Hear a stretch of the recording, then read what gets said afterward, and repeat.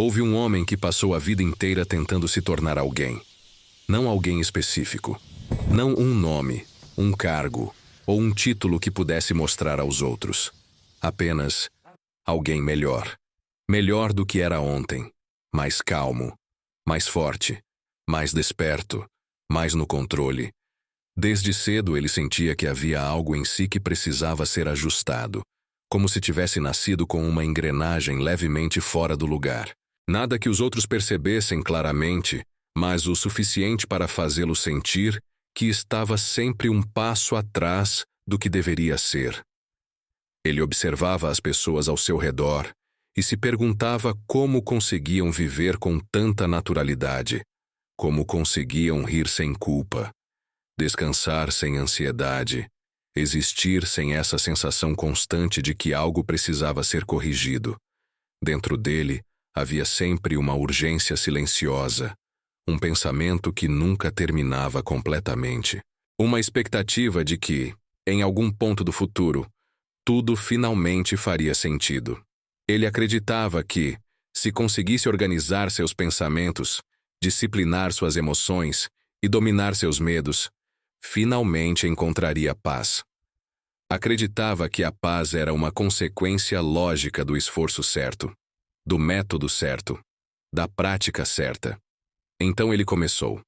Levantava mais cedo, criava rotinas, estabelecia metas, tentava pensar positivo, tentava controlar reações, tentava substituir pensamentos considerados ruins por pensamentos considerados melhores. Quando se sentia triste, dizia a si mesmo que precisava ser grato. Quando sentia raiva, se culpava por não ser evoluído o suficiente. Quando sentia medo, se envergonhava por ainda não ter superado aquilo. Aos poucos, a própria vida se tornou um projeto de melhoria constante. Ele acreditava que isso era maturidade, que isso era consciência, que isso era espiritualidade. Mas tudo o que encontrou foi cansaço. Um cansaço que não vinha do corpo, mas da mente. Um cansaço que não se resolvia com descanso. Um cansaço que parecia se acumular justamente nos momentos em que ele mais tentava acertar. Havia dias em que ele sentia como se estivesse segurando a respiração há anos, e mesmo assim, não se permitia parar. E foi exatamente quando ele desistiu de controlar que algo inesperado aconteceu. Mas antes disso, houve a queda. Esse homem poderia ser qualquer um de nós. Ele acordava todos os dias com a sensação de que havia algo errado. Nada específico. Nada que pudesse apontar com clareza. Sua vida, vista de fora, parecia funcionar. Ele cumpria responsabilidades, mantinha relações, fazia planos. Ainda assim, havia uma inquietação constante, um fundo de ansiedade que não desaparecia nem nos momentos de descanso, uma mente que nunca desligava, um coração sempre um passo à frente do momento presente. Quando estava em casa, pensava no que precisava resolver. Quando estava trabalhando, pensava no que deveria estar sentindo. Quando estava com outras pessoas, observava a si mesmo o tempo todo. Ele não apenas vivia, ele se observava vivendo. Tentava meditar, mas queria resultados. Queria sentir algo diferente. Queria atingir um estado melhor. Quando não conseguia, se frustrava. Tentava se acalmar, mas se cobrava por não conseguir se acalmar direito. Tentava viver o agora, mas se irritava por não estar vivendo o agora da maneira correta. Até o silêncio virou um objetivo. A busca espiritual, para ele, havia se tornado mais uma tarefa, mais uma coisa a ser conquistada. Um novo degrau numa escada invisível rumo a uma versão ideal de si mesmo. E quanto mais ele tentava melhorar, mais distante se sentia de si mesmo. A ansiedade se disfarçava de disciplina. O medo se escondia atrás do desejo de controle. A insatisfação se apresentava como ambição espiritual. Ele não percebia, mas estava lutando contra a própria vida, contra o fluxo natural das coisas, contra o simples fato de sentir o que sentia. Então ele tentou entender. Passou a buscar respostas. Lia livros, assistia palestras, Anotava frases profundas, salvava citações, criava pastas mentais cheias de conceitos sobre consciência, ego, presença, iluminação. Tentava entender quem era. Tentava entender o ego. Tentava entender a mente. Tentava entender por que sofria tanto mesmo fazendo tudo certo. E principalmente tentava entender como parar de sofrer. Mas cada resposta parecia gerar uma nova pergunta. Cada explicação trazia uma nova camada de confusão. Se a mente é uma ilusão, quem é que percebe a mente? Se o ego não existe, quem está tentando se livrar dele? Se tudo é impermanente, por que a dor parece tão real? Essas perguntas não traziam alívio. Traziam um tipo sofisticado de angústia. Uma angústia intelectualizada. Um sofrimento que agora vinha acompanhado da sensação de estar quase entendendo. Ele sentia que estava sempre quase lá, quase desperto, quase em paz, quase resolvido. E esse quase se tornou uma prisão. Até que, em um momento aparentemente comum, ele ouviu uma voz. Não como quem busca uma solução, mas como quem escuta por acaso. Era Alan Watts. A voz era calma, quase irônica. Havia leveza ali, nenhuma pressa em convencer, nenhuma tentativa de salvar.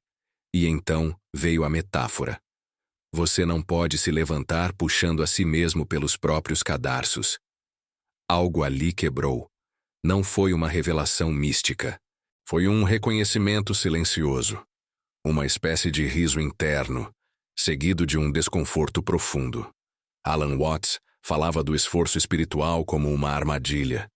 Do paradoxo de tentar controlar a mente usando a própria mente. De tentar silenciar o pensamento. Pensando. Era como tentar morder os próprios dentes. Ou correr atrás da própria sombra. Quanto mais você corre, mais ela se afasta. Quanto mais você tenta se livrar do medo, mais medo cria. Quanto mais tenta controlar a mente, mais ela se agita. Quanto mais tenta se tornar alguém melhor, mais reforça a sensação de que não é suficiente agora. Então veio a frase que desmontou tudo. O desejo de se livrar do ego é o próprio ego disfarçado. Ele sentiu resistência. Queria discordar, queria entender melhor. Mas algo dentro dele reconheceu a verdade antes da mente conseguir argumentar. Toda aquela busca por controle era medo. Medo de sentir. Medo de perder. Medo de não ser suficiente. Medo de simplesmente ser o que era. Alan Watts não oferecia uma técnica. Não oferecia um método. Não dizia o que fazer em seguida. Oferecia um espelho. E naquele espelho, ele viu algo desconfortável. Viu que até sua busca por liberdade era uma tentativa de fugir. Viu que até sua espiritualidade carregava tensão. Viu que estava usando conceitos elevados para evitar a vulnerabilidade de sentir sem controle. E então veio a pergunta: e se você já for aquilo que está procurando? Não como ideia, não como conceito, mas como experiência imediata. E se a paz não estiver no controle, mas na rendição? Não em desistir da vida, mas em desistir da guerra interna. Nesse instante, algo cedeu. Não foi iluminação, não foi êxtase, não foi uma resposta clara, foi silêncio. Um silêncio estranho, desconcertante, um silêncio que não precisava ser mantido, que não exigia esforço, nenhuma resposta, nenhuma conclusão, apenas presença. A mente tentou voltar, quis analisar, quis entender, quis transformar aquilo em mais um aprendizado. Mas agora era diferente. Ele percebeu que não precisava expulsar os pensamentos, não precisava combatê-los, não precisava se livrar deles para estar em paz. Eles vinham e iam, como nuvens atravessando o céu. E ele não era nenhuma delas. O esforço caiu, o controle afrouxou, e pela primeira vez em muito tempo, ele não estava tentando chegar a lugar nenhum. Não havia nada a conquistar naquele momento. Nada a melhorar. Nada a corrigir. Havia apenas o que estava ali. Curiosamente, a vida não virou um conto de fadas depois disso. Os problemas continuaram. As responsabilidades também. As emoções ainda surgiam. Mas algo essencial havia mudado. Ele parou de lutar contra o que sentia. Quando havia ansiedade, ele percebia. Quando havia medo, ele sentia. Quando havia tristeza, ela era permitida. Sem rotular, sem tentar corrigir, sem transformar tudo em um projeto de evolução. E isso, por si só, era libertador. Ele começou a perceber que a vida não precisava ser entendida para ser vivida. Que a experiência vinha antes da explicação. Que o momento presente não exigia aprovação. Alan Watts estava certo. A tentativa de controle era o problema. Não porque controlar seja errado, mas porque controlar a vida é impossível.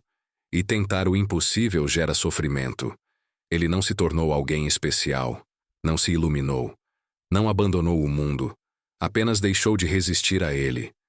E talvez isso seja tudo. Talvez a liberdade não esteja em mudar quem você é, mas em perceber que nunca precisou. Silêncio. Respiração. Aqui. Agora. E se isso for o bastante? Se esse silêncio falou com você, se alguma parte dessa reflexão encontrou eco aí dentro, curta este vídeo. Isso ajuda esse conteúdo a alcançar quem talvez também esteja em busca, ou percebendo que não há nada a buscar. E se quiser continuar caminhando, ou descansando, por essas reflexões, siga o canal. Sem promessas, sem atalhos, apenas presença. Aqui, agora.